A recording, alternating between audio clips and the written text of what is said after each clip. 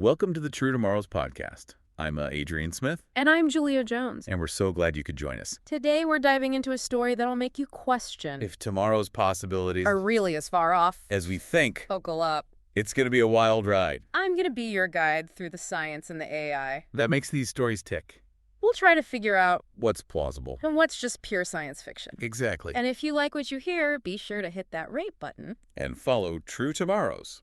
for more mind-bending tales. Delivered daily. We've got some seriously awesome stories lined up. All right, let's get right to it. Sounds good. Imagine a world, Okay. a cyberpunk city, soaked in perpetual rain, ruled by the all-powerful Oh, yeah. Kabuto Corp. I know Kabuto. Picture these giant skyscrapers Yeah. piercing the sky, I can see it. neon signs blazing in the darkness, Oh, yeah, classic. the constant drizzle that just seems to Reflect. reflect the unease in the air. I mean, it's interesting how cyberpunk settings are becoming more and more relevant with our lives. Yeah. Like, we've got these tech giants today Right. with massive influence, Uh-huh. and people are starting to really worry I about know. data privacy, the Mhm. unchecked power of AI. It's true. Sometimes it feels like we're living in a dystopian novel. Yeah, you're right.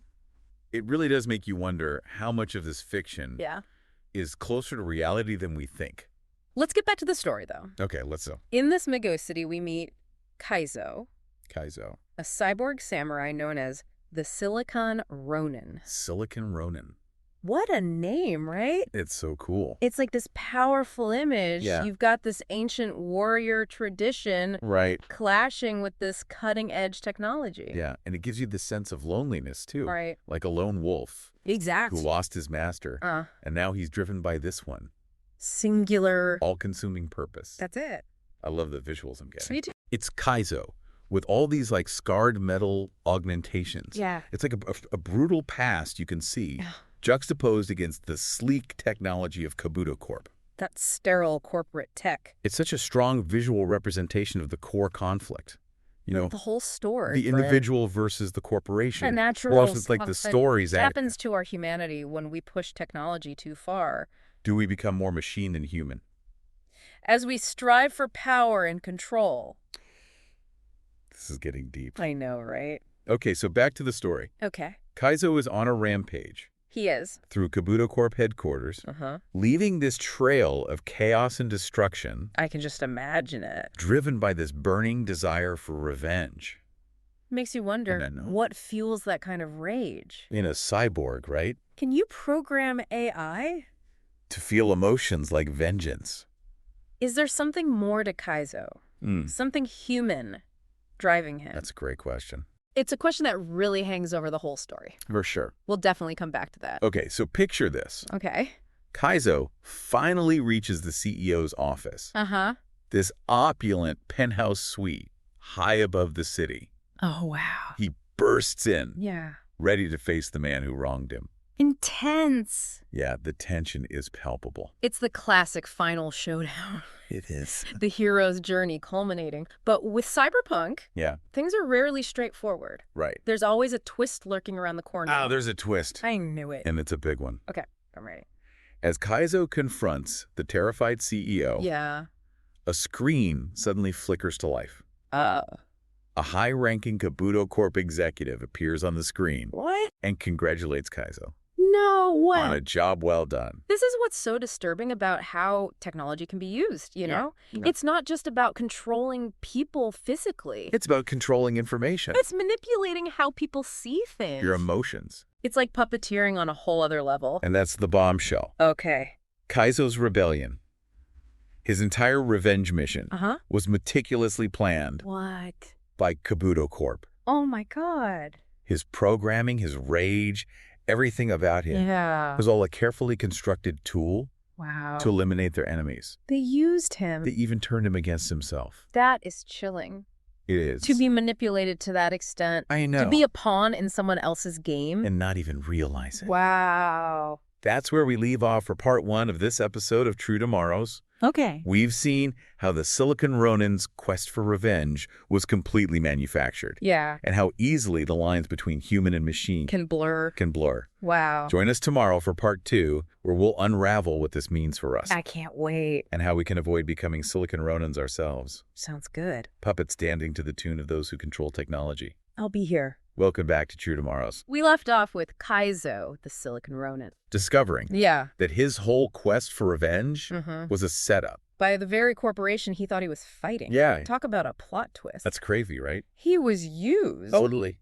Manipulated, turned into this weapon against his will. Really makes you think about Ethical boundaries of AI. Right.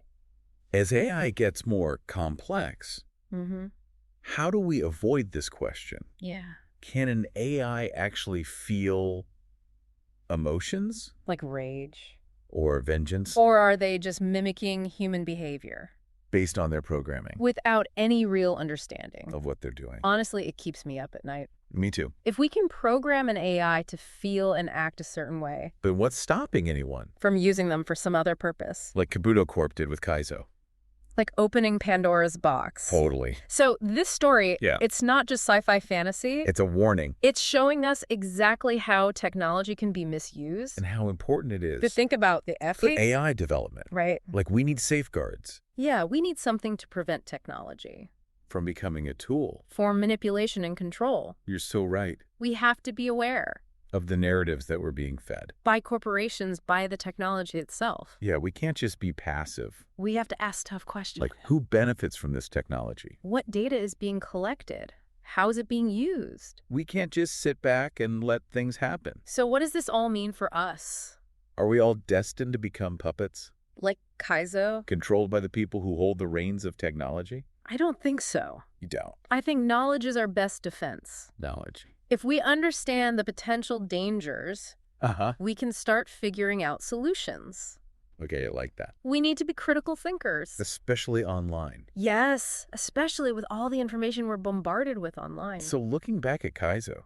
Yeah. He's such a tragic figure. Kind of a victim of circumstance. Molded and manipulated by these forces beyond his control. It's like he represents the potential for technology to dehumanize us. Even as we're striving for progress. A powerful observation. You know, the Silicon Ronin? Yeah. He really embodies this tension. Between our desire for progress. And the fear of losing our humanity. That's a classic sci-fi theme. But it's becoming so relevant. To our lives. Every day. It's a scary thought. I know. As we rely more and more on technology. Are we giving up our autonomy? Our privacy? Our sense of self? These are big questions. Yeah, you're unsettling. The story of the Silicon Ronin is like a wake-up call. It is. It's reminding us to be vigilant. To question everything. And take control of the role technology plays in our lives. So how do we navigate this increasingly complex technological landscape? It all starts with education and awareness. Okay. We need to understand how these technologies work. How they're being used. What the risks are. Be informed consumers. Make conscious choices about the tech we use. Knowledge is power. We need to have open conversations. About the ethics of AI. And other emerging technologies. Where do we draw the line? What safeguards need to be put in place? These are big questions. Essential to our future. It's not just about the technology itself, is it? No, it's about who controls it. Who profits from it. And how it's being used to shape society. So we need to be aware of the power dynamics. And make sure that technology is developed and used to benefit all of humanity. Not just a select few. To create a future where technology empowers us, not enslaves us. That's it. That's a perfect place to wrap up part 2 of this conversation. In part 3, we're going to shift gears a bit. Okay. We're going to look at some real-world examples. Of this manipulation. Talk about specific things we can do. To avoid becoming Silicon Ronins ourselves. Until then. Stay curious. Keep exploring. And remember. True Tomorrows. We'll see you soon. Welcome back to True Tomorrows. We've been talking about the Silicon Ronin. This cyborg samurai. Whose quest for revenge was a total setup. Yeah, by the corporation he was fighting. And we talked about how AI can be used to manipulate people. And how important it is to be skeptical of technology. To really question who's in control. So how do we avoid becoming Silicon Ronins ourselves? Are there any real-world examples of this manipulation happening today? It's easy to think this is just a story. But is it actually happening in our lives right now? Yeah, I mean, are we already living in a cyberpunk dystopia? Well, think about the algorithms that run social media. Oh, yeah? They're designed to keep you hooked. To keep you scrolling? Clicking. It's all about engagement. I've definitely fallen down those rabbit holes. Hours can just vanish. I know, right? And these algorithms are getting so good at figuring out what grabs your attention. They tap into your emotions to keep you coming back for more. It's a little creepy when you think about it. So you're saying social media is turning us into silicon Ronins? Not exactly. Okay. It's more about being aware of how these systems work. And how they can be used to influence us. So we need to be conscious of the information we're taking in. And how it might be shaping our view of the world. So what can we do about it? I mean, I love social media. Me too. It's how we connect with friends and family. I get it. Keep up with the news, discover new things. It's not about abandoning it completely. Yep. It's about using it intentionally. How do we do that? Be aware of the algorithms. Fact-check information. Diversify your sources. Take breaks. A little digital detox can do wonders.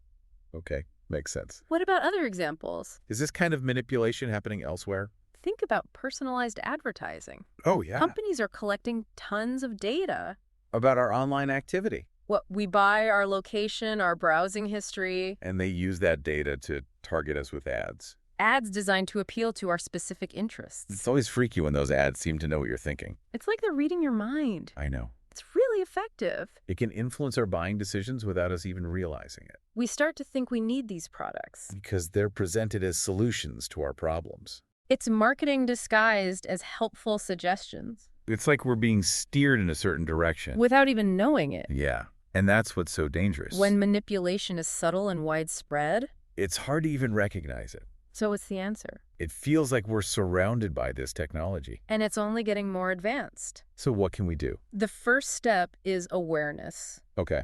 Once we understand how these systems work and how they can be used to manipulate us, then we can start making more informed choices. So we need to be more critical of the information we consume, the products we buy, the way technology is being used to influence our lives. Exactly. We need to wake up and see the matrix. We need to demand more transparency and accountability from the companies that are developing and using these technologies. We have a right to know what data they're collecting, how they're using it, and what safeguards are in place to protect us. It's about reclaiming our autonomy, our freedom to think for ourselves, to make decisions that are truly in our best interests, not be pawns in someone else's game.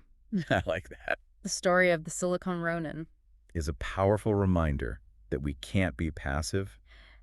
When it comes to technology, we need to be active participants, shaping its development and ensuring its use for good, not for control and manipulation. This has been a really thought-provoking deep dive. Yes. Into the world of the Silicon Ronin. And what it means for us today. It's given me a lot to think about. The key takeaway here is that we need to be informed and engaged. When it comes to technology, question everything, demand transparency, and make conscious choices. Well, that's a wrap on this episode of True Tomorrows. Thanks for listening. If you enjoyed this exploration of the future and want to hear more stories that make you question the world around you, be sure to rate and follow the show. We're here every day, diving into the fascinating and sometimes unsettling intersection of technology, humanity, and the unknown. Until next time, stay curious.